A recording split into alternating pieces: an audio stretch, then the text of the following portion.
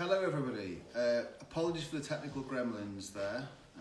We're having some difficulty with our kit today, so we're going to try again. If it doesn't work, we will obviously rearrange this session and get in contact with you guys another time to talk about this important topic, which today some might say is a controversial topic. We're talking about keto.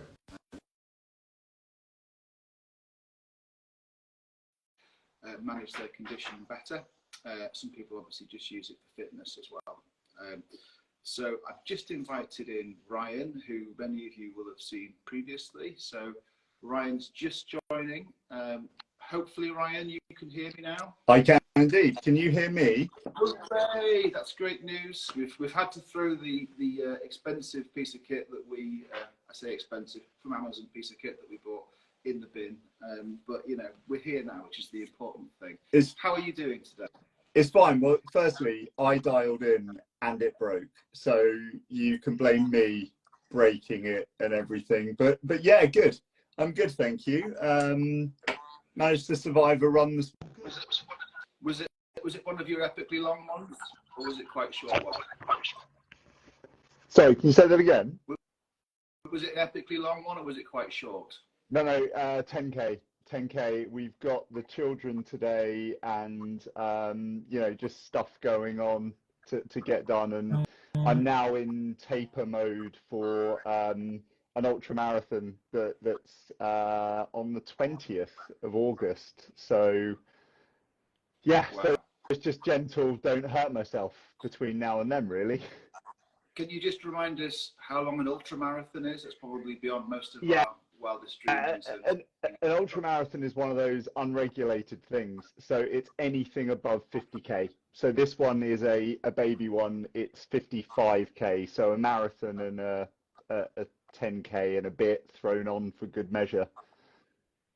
Excellent. I've only ever done a 10K myself, so you have my utmost respects for being able to do that sort of distance. Do you know what? I hadn't done, I had, but I'd walked them up until 2020. So it's all pretty new to me. My times are slow. I'm certainly not winning anything. Well, that's I think getting to the finish line makes you a winner in my eyes. So well done. Well done. Thank you. So, right, obviously we've started to introduce you as somebody who does a lot of running and a lot with fitness. Just for anybody who is following this, your official Instagram handle is @KetoManagement, isn't it? And on there Yes. You've got lots of your running stories and also plenty of pictures of avocados, which I'd imagine are living a pretty charmed life where you're around. Yeah, do you know what? I'm always conflicted on avocados because the carbon footprint of them, etc., the intensive farming. But one thing you learn about avocados in keto, an avocado is essential, and it pretty much goes in everything I eat. So it's either mashed, sliced, blended. You know, when you say to your friends you wake up every morning and have a protein smoothie with avocado blended into it, they're a bit like, really? Okay, not for them. Well, that's I've got to say I like avocados, not as much as you from the pictures that I've seen, but I do like them. So what we're going to do today is to get into the topic. I thought it would be great just for you to start telling us your journey really of your epilepsy and how keto's become part of that. So the floor is fully yours to just talk about what's happened for you with epilepsy over the last couple of years. And thank you, and thanks for the invite as well.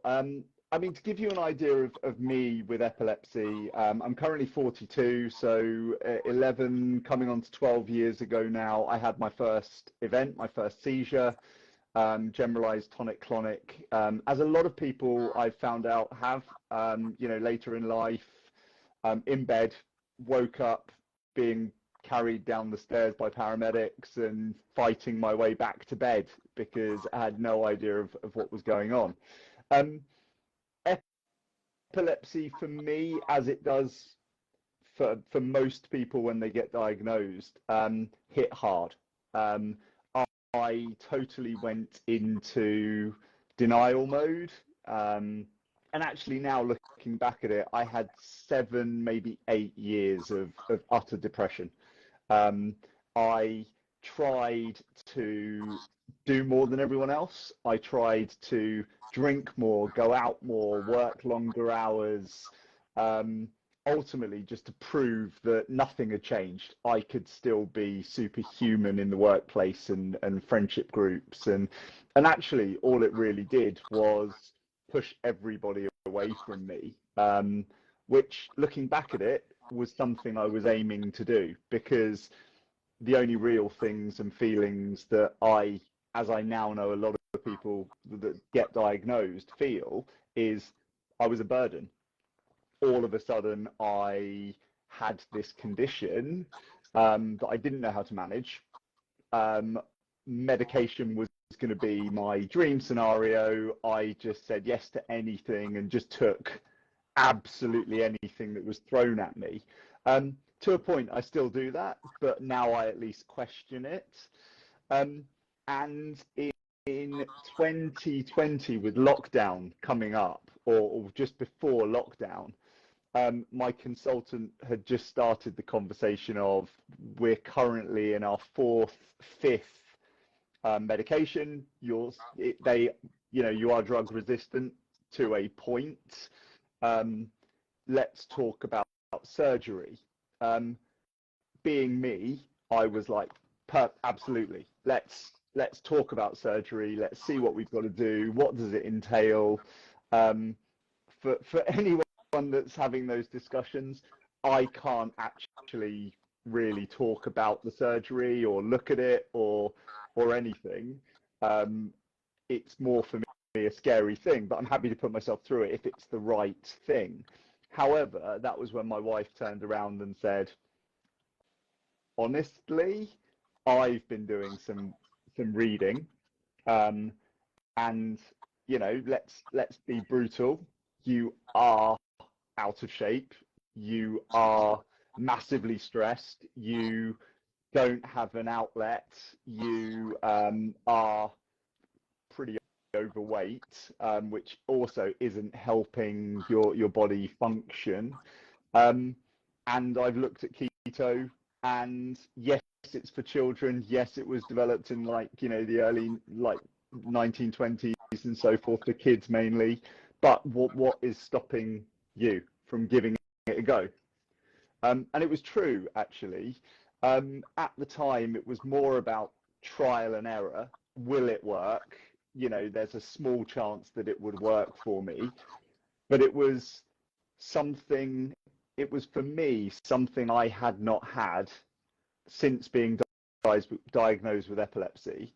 And it was something I could control. It was taking the fight back to epilepsy. It wasn't a medication. It was get my fitness up, see what happens. Looking back at it now, because it's all very reflective, the diagnosis takes away total control. You don't drive. Everybody is constantly asking you questions about where are you going, what time are you back, are you going to be okay, do you have your meds? And that level of control in your life does go to a point. You get it back and you learn to live with it. So keto was a FU to epilepsy. Let's see if it goes. Let's do everything I can physically do before I say, yeah, go for it. Cut my head open. Yeah. So you've described there that, interestingly, a lot of people talking about what they've done as an adaptation to their life talk about side effects. So they talk about having to give up driving, having to start taking drugs, the potential side effects of surgery, like you were describing there. Whereas it sounds like, from your point of view, the side effects of keto for you generally been really positive. Psychologically, you've taken the fight back to epilepsy. Obviously, you're in terrific shape as well, and you've achieved things personally. So is that your experience? It's been a net positive for you? I would say so. I mean, I would always say that the one thing I am not, and I laugh and joke about this quite often, I'm not a nutritionist. I'm not a dietitian.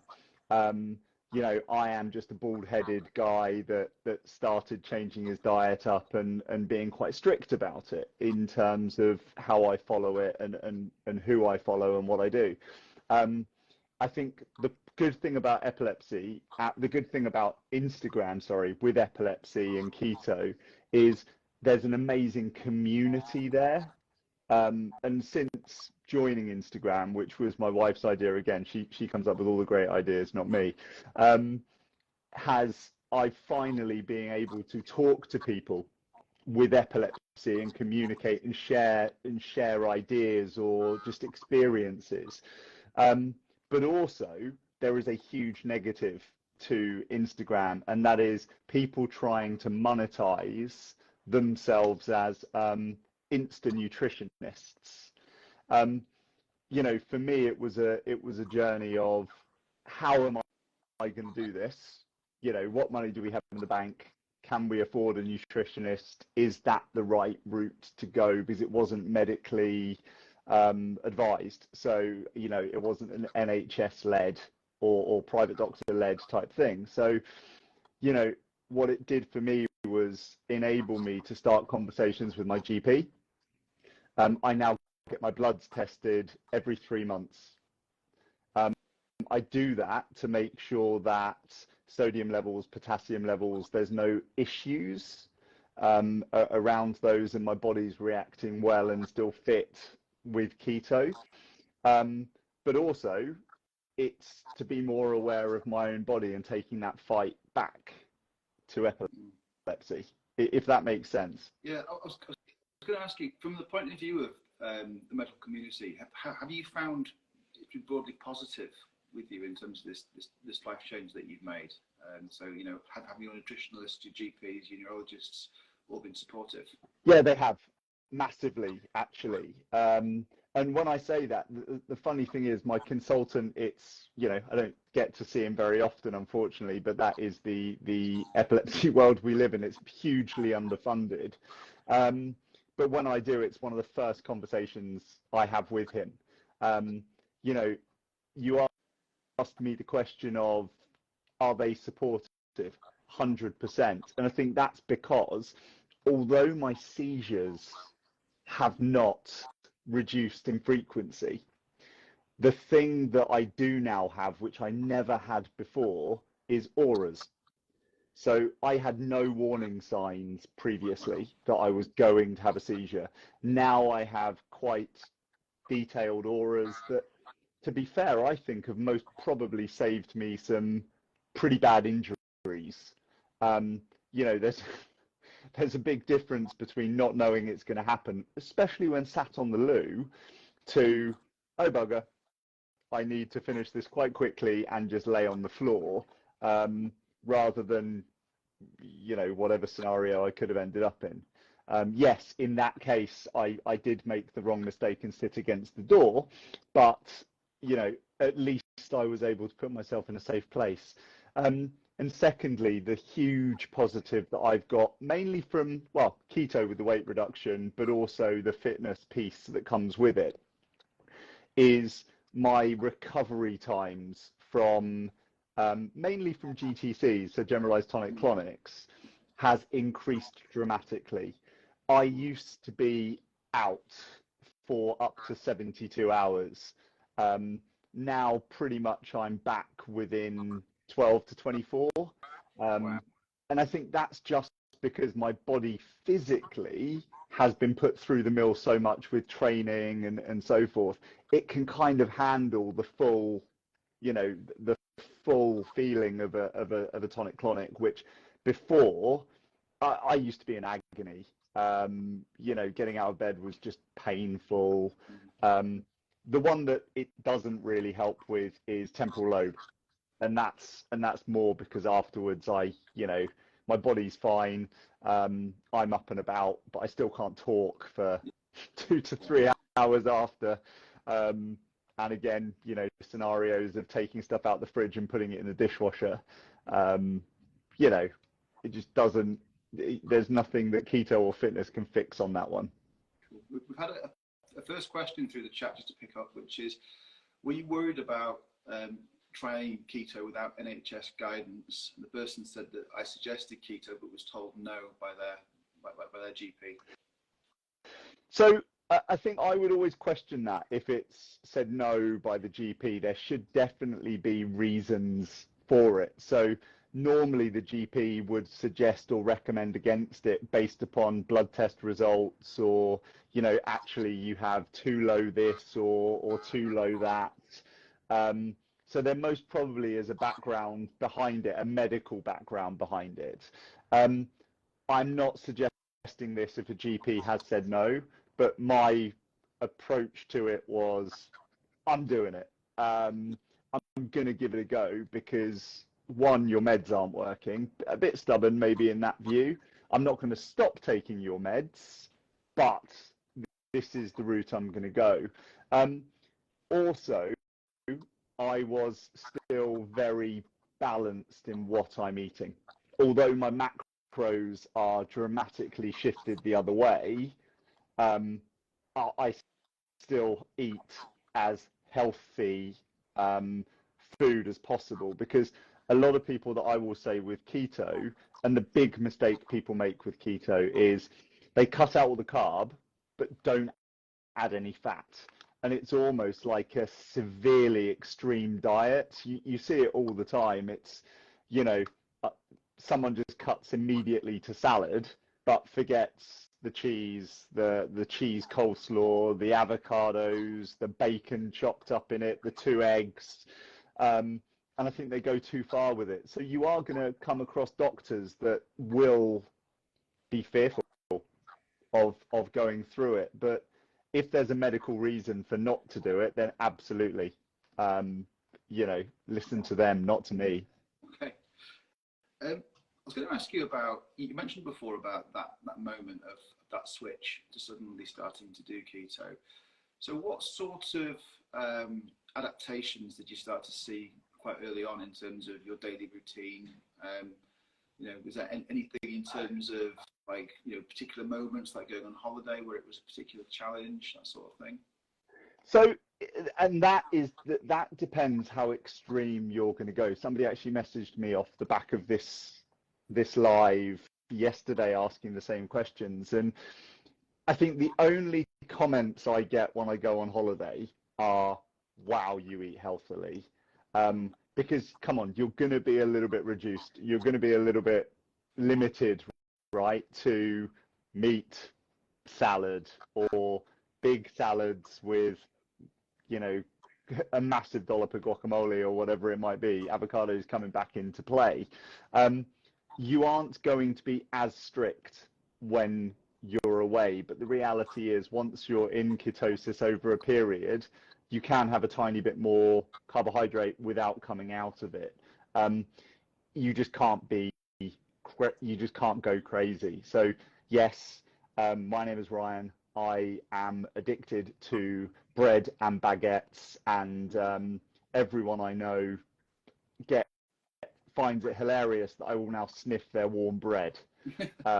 If anyone has toast, I will just stand and hover over their food.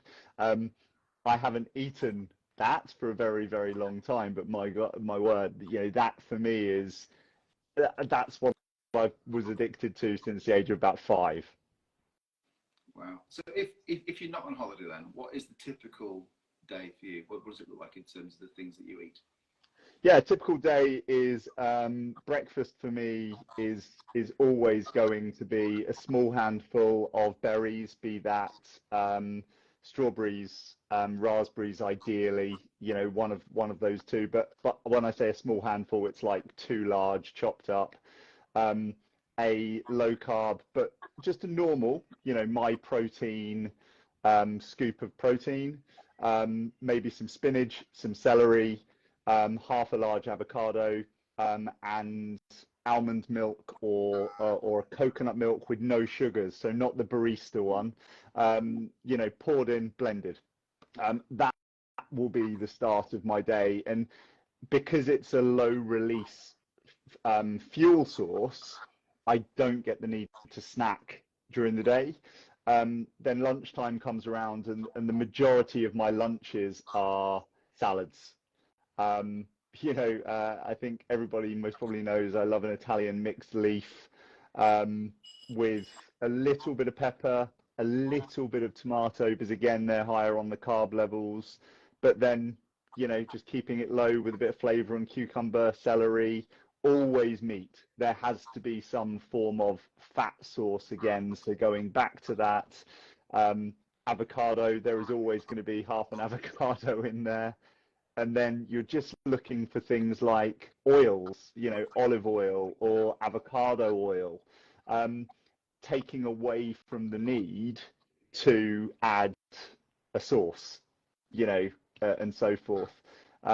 Shopping takes a bit longer when you first start keto because you walk around and you are looking at the label on every product. Caesar salad dressing is a good one for keto, but you genuinely look at every single one comparing until you find the golden ticket of that's the one for me. And then the evening, it can vary. We've got a bit creative over time, just trying different recipes and so forth. Do the family have the same food as you, or do they tend to eat the typical fish fingers and chips like my kids? Yeah, there's no chance that I would get my children consuming it, and I wouldn't want them to.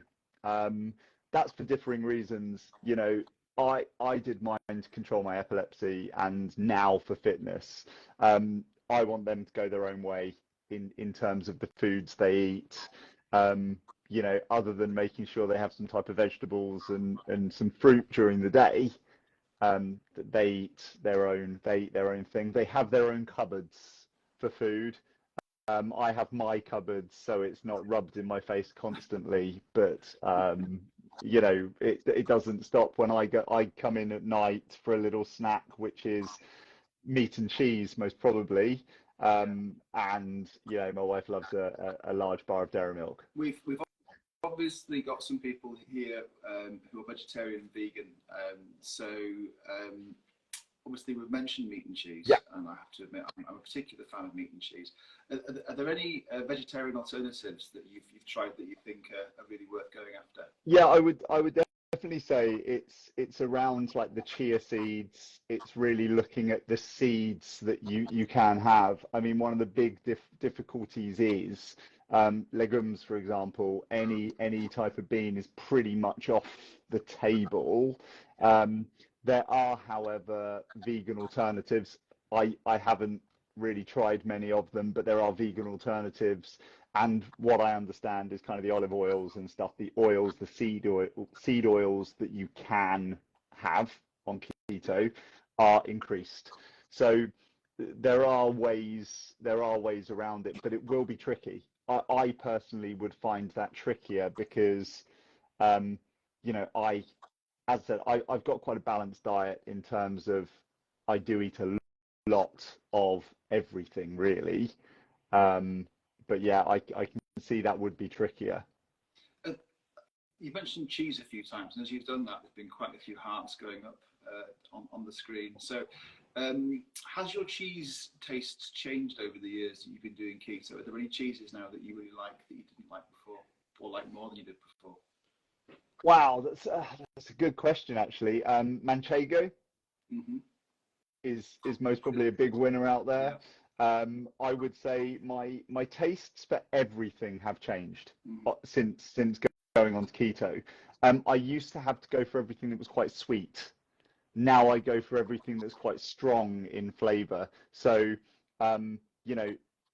cave-aged cheddar, things like that.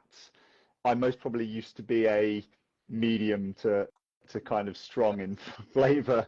Now I'm the pretty much the furthest end of that.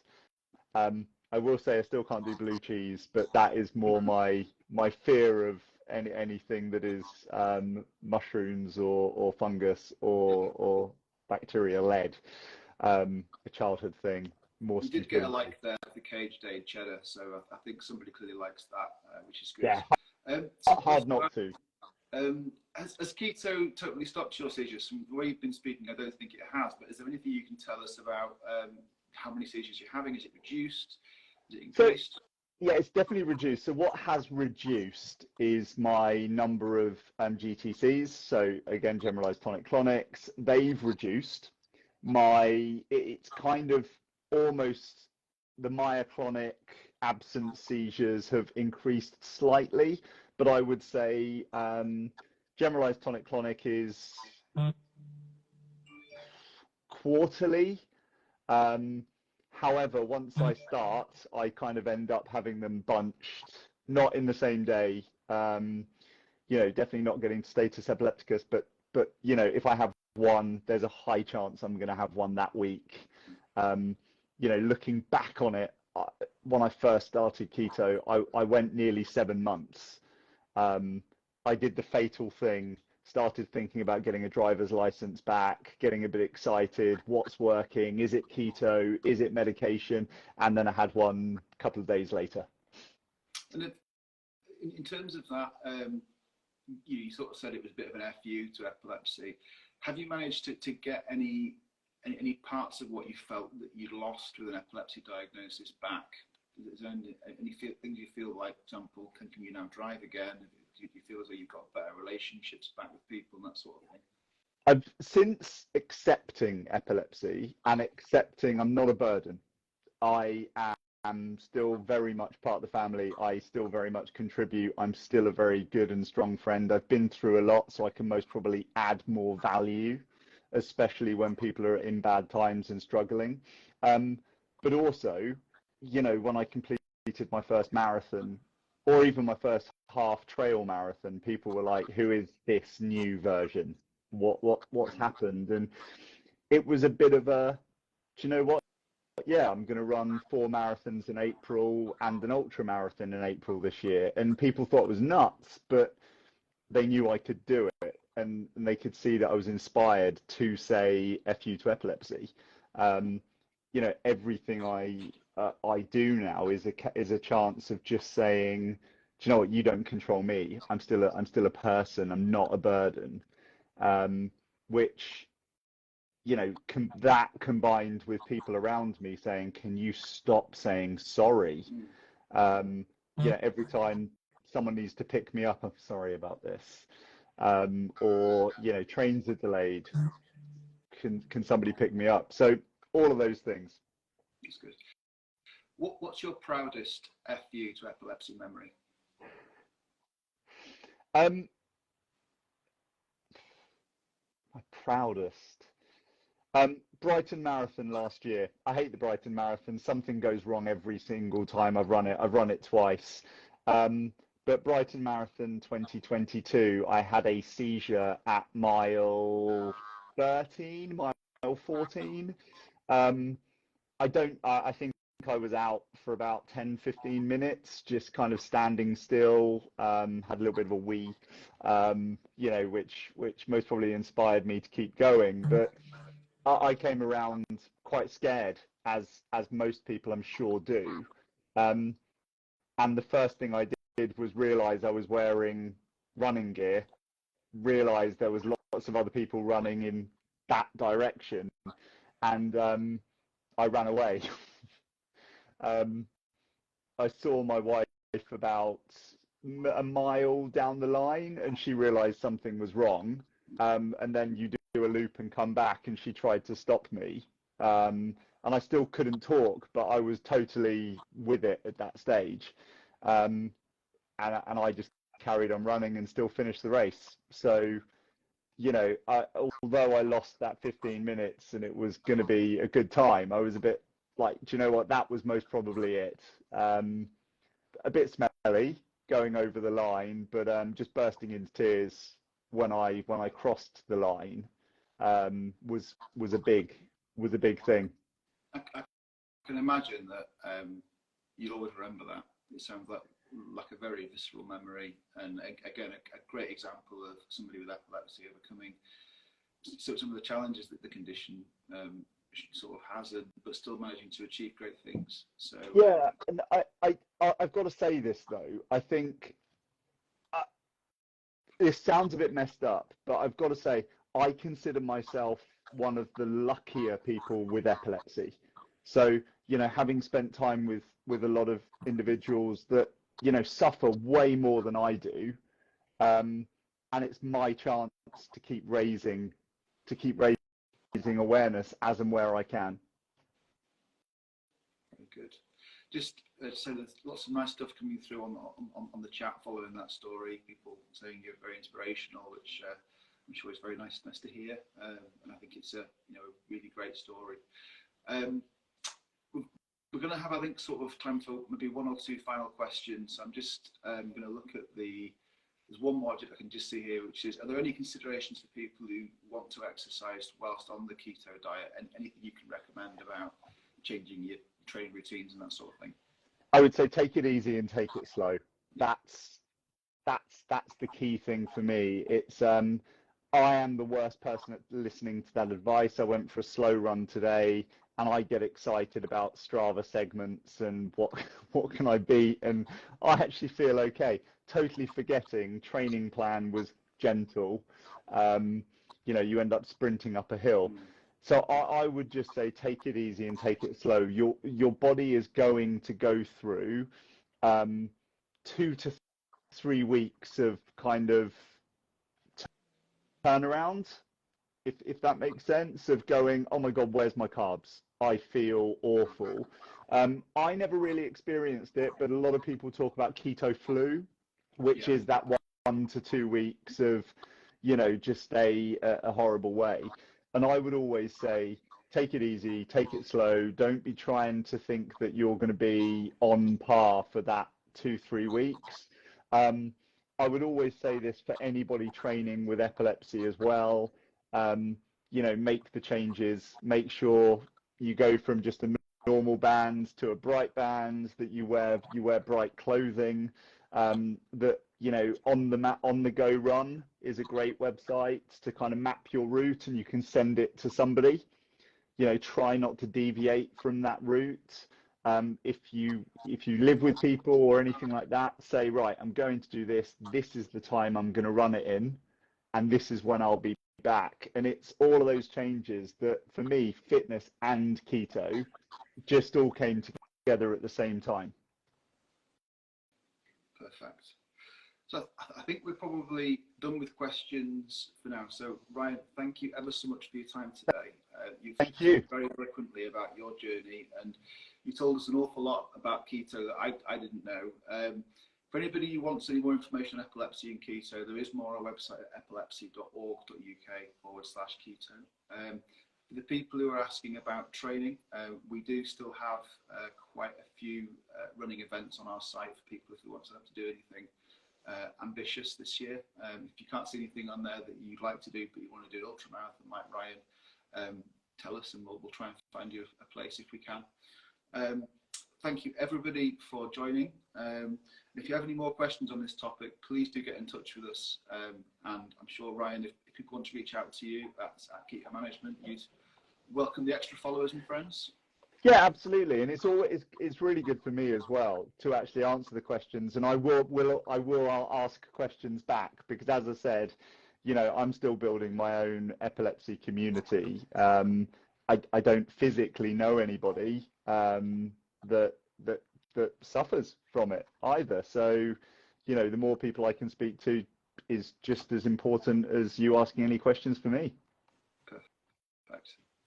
Brilliant. Thank you very much, everybody, and we'll see you next time. Thanks, John. Thank you. Cheers. Bye-bye. Bye-bye. Thank you.